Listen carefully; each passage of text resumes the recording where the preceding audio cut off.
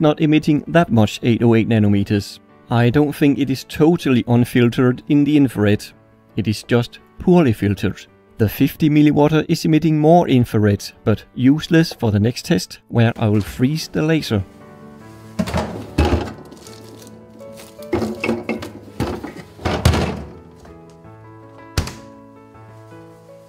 With the 5 mW cooled down, let us confirm that it is not emitting any light, as shown in a previous video.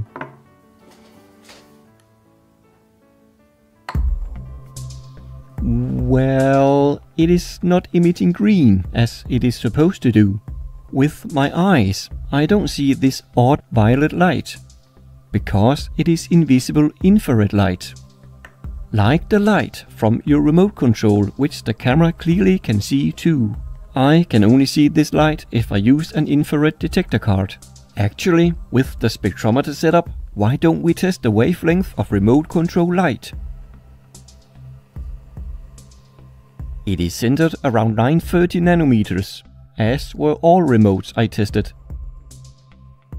Interesting. My camera will pick up weak 930 nanometers light, but not strong 980 nanometers light from this infrared laser. So we now know my camera will pick up the 808 nanometers from the pump diode inside the green laser, but not the 1064 nanometers from the crystals.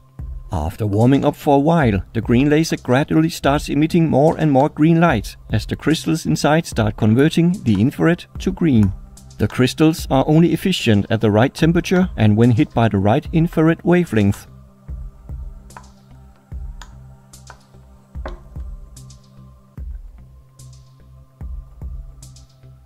Let's cool the laser again and get some numbers on how it performs cold.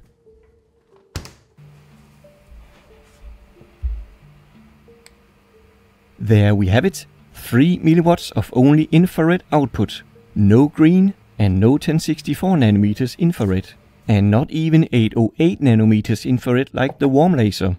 When cold, it is emitting a shorter 800 nanometers infrared. I explain why the wavelength of diode lasers is temperature dependent in another video.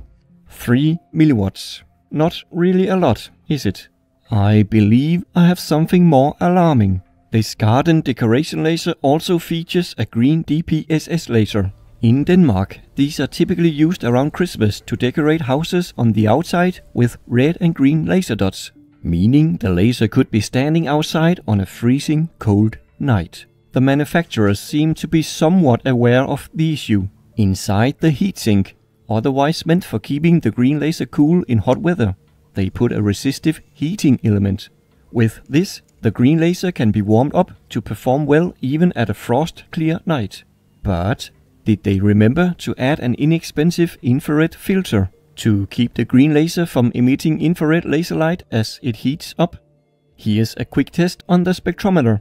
The red laser is taped over and the warm green laser shows very little infrared leakage. This looks like the spectrum from a well-filtered DPSS laser.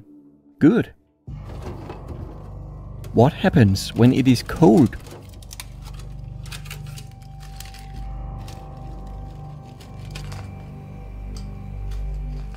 Alright, the cold laser is now turned on. What will we see? Oh no, do you see that?